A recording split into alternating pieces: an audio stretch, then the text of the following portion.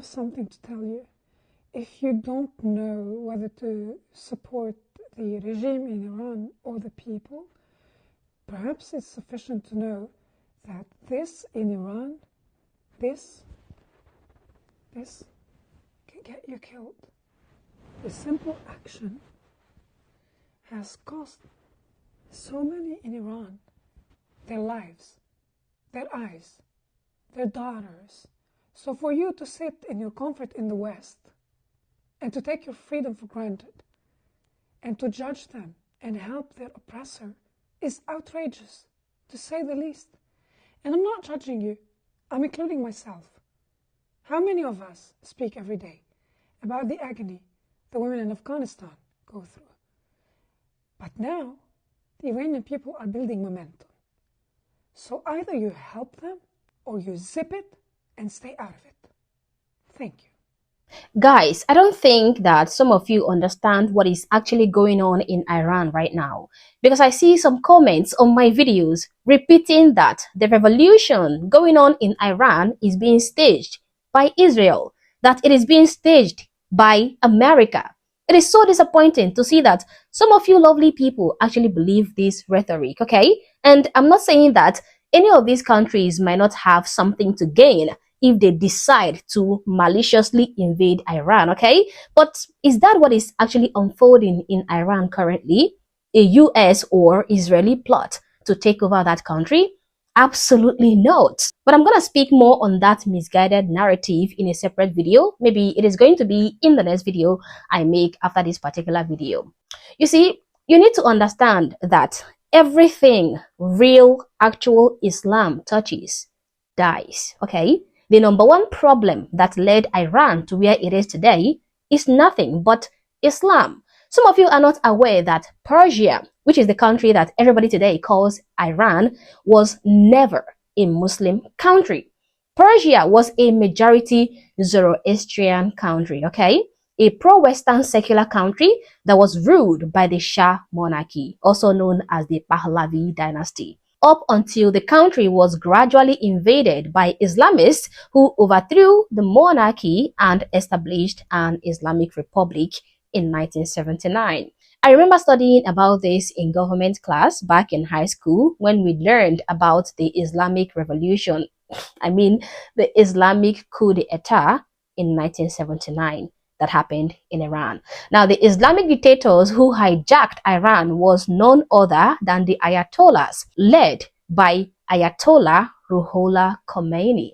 And since then, the Ayatollahs ruled that country with an iron fist, imposing Sharia law and other Islamic restrictions on the people of Iran, including stripping them of their human rights and killing the women for not wearing their hijabs.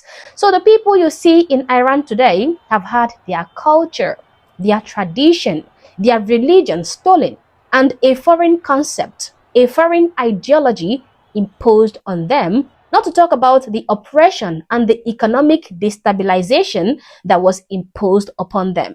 So the people protesting in Iran today are the real Iranians, the real Persians, and the guys who are supporting the Islamic tyrannical regime are the descendants of the Islamists, okay, who invaded the country and overthrew the Iranian government back in 1979.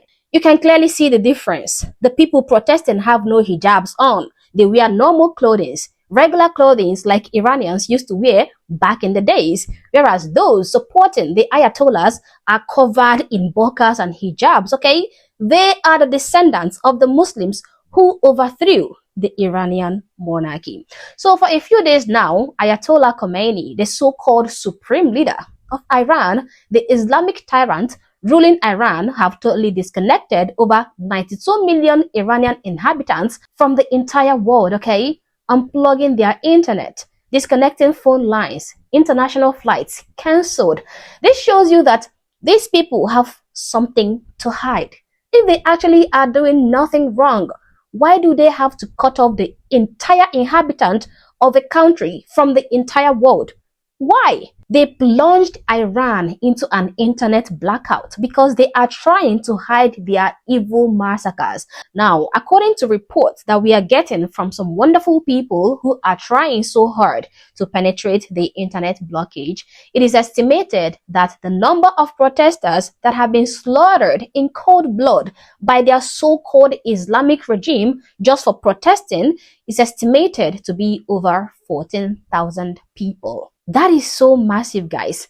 Now, I came across some of the clips on the internet, footages that are so horrible that I can't even watch them myself. Young people directly shot in the face, blood everywhere, many people in body bags. I saw one guy who was shot in the cheek, and the blood was gushing out of his face, and he held his falling face, his falling facial skin closed with his hand as blood rushed down his face, like his face was trying to peel off where they shot him.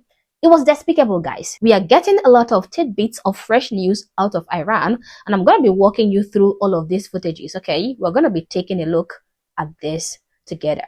Now, this clip recounts a woman in Iran desperately calling for her friends outside of Iran to recount what is happening on ground, and then we can hear the panic in her voice as she sobbingly asks for help.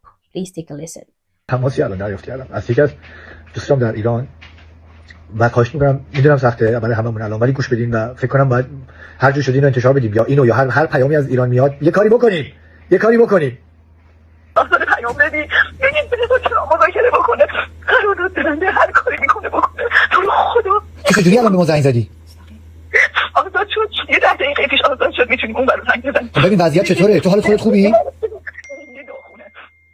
خیلی داغونه. الان تو اینترنشنال ما داریم می‌بینیم نشون میده 2%. 2%؟ 2%. ببین این چیزی که داره نشون میده 2%. خیلی بدتر از اینه. خیلی بدتره. ببین تو روز اول بیشتر از کشته داریم، تو روز دوم خب خیلی داغونه. کلی فیلم دارم نمیتونم، میخواستم بیام ترکیه اما گویا دارم میگردن گوشی‌ها رو. خیلی رفته بالا. تو رو خدا هیچی نمیخوایم، فقط بهش آزاده پیام بدید، بگید حتی شده. ببین حرف من نیست، کل ایران الان همینو میخواد، کسایی که میان بیرون. الو ببین نگاه کن چی دارم میگم، اینجا حرف میزنی برای تایم قدیم. ببین شنود نشه تلفنه. مهم نیست. ببین تو یه تلفنی داری، خب اعلام کن، بخوای حتی شده به خودش آزاده پیام بدی. ما هیچ مشکلی نداریم، الان تو بدبختی هیچ فرقی نمیکنه، اب نداره، بره وارد مذاکره بشه. اگر بخواد حتی باج بده، فقط یه کاری کنید اینا نباشه. ببین تو نگران نباش، کمک در راهه. به مردم بگو تو در خبر نداری اینجا چه خبره، تو نمیدونی. گوش بده، تو نمیدونی توی اینجا چه خبره، نمیدونی مردم دنیا دارن براتون چیکار میکنن. کمک داره میاد. قرار الان ببین هیچ نگران نباشین. خدا پیچی به خود سر 4 راه با نفر بر وای بیسفر خودم تک به تک افتادم با چونده کوچه به جون مامانم قسم تو نمیدونی چجوری میمونم. ببین تحمل کنی، کمک تو راهه. سهیلا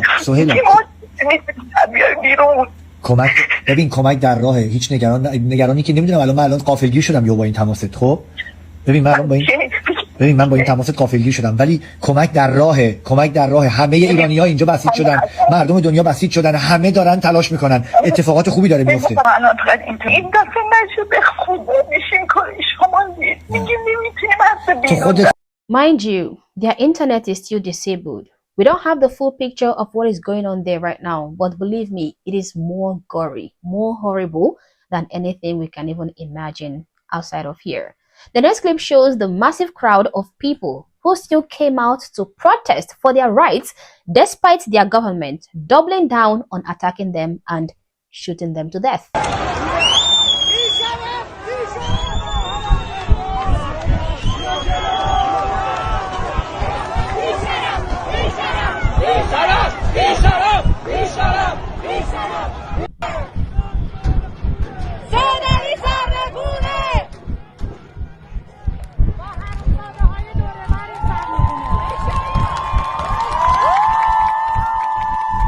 These guys mean business.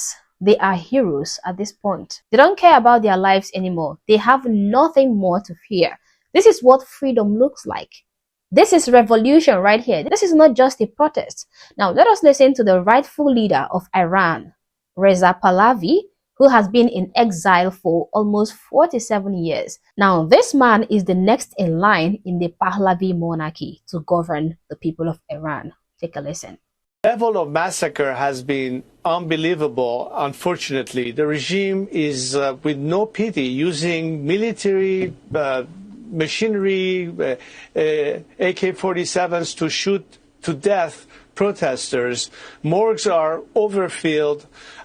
Despite all of that, these brave kids are still on the street. A doctor reported to us that she had a young patient that came in with her face being shot, bullet ridden, and she told the doctor, patch me up, I want to go back to the streets. I'm going to keep fighting until we are saved, and I want our leader Reza Pahlavi to return home to save us all. This is the level of commitment you see in Iran today. It's really, it has attracted the awe and admiration of the whole world. But the decisive element that everybody's waiting for is when will the cavalry arrive, because we can only hold the Alamo for that much amount of time. So it's very critical, the timeline of when, as the president promised, and part of the reason they are still on the streets fighting is they believe that this president is committed to do what he promised he will. Iranians are calling for the return of their rightful leader. They are raising his photos. They are chanting his name. The days of the Islamic regime are definitely numbered in Iran.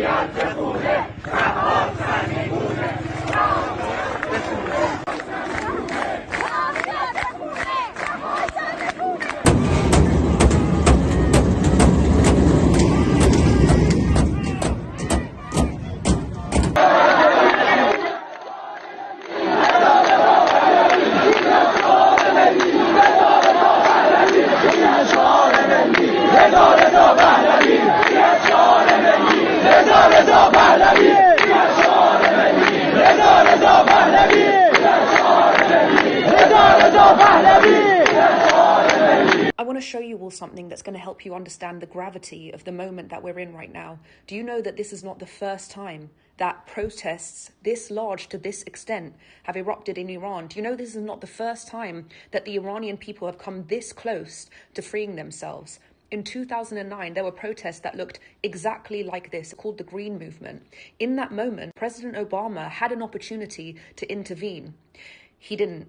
He chose instead to make a $100 billion deal with the regime. What followed from that? Failed diplomacy we've all seen. Mass murder, proxies across the Middle East, October 7th, and the iron boot on the necks of the Iranian people. Here's what he had to say after the fact. I think back to 2009, you guys will recall, there was a big debate inside the White House about whether I should publicly affirm what was going on with the Green Movement, because a lot of the activists were being accused of being tools of the West if I supported what they were doing. And in retrospect, I think that was a mistake. Every time we see a flash, a glimmer of hope, of people longing for freedom, I think we have to express some solidarity about it. This is not the first moment of its kind, but it must be the last. We cannot repeat the mistakes of the past. That is what the past is there for. So I say to the President of the United States, do not look back and say shoulda, woulda, coulda. The time to correct the mistakes of the past is now. The people of Iran are carrying regional liberation on their backs, and it is our moral imperative to stand firmly behind them. Do not let this tiny sliver in time that promises monumental transformation pass us by. I'm not just asking you to not let down the people of Iran. I'm telling you to not let down this sliding doors moment in history, because once it's gone, it's gone. Now, this is absolutely true, okay? Iranians have had exactly 6 different uprisings since 2009, yet none of them have actually given them the regime change they so desire. That is why I am seriously hoping that they get what they want this time. I want them to get what they want. I mean, enough is enough. That is also why it is not only okay to say that you support the Iranian people or that you stand with the Iranian people. Sure, that support is really, really important, but it is also very crucial that real help is given to them. real help from people who actually have the capacity to effect change. And that is why I am really hoping on people like Trump and the United States to intervene. And just like Trump said, that doesn't necessarily mean boots on the ground, okay? It doesn't necessarily mean deploying armies to invade Iran.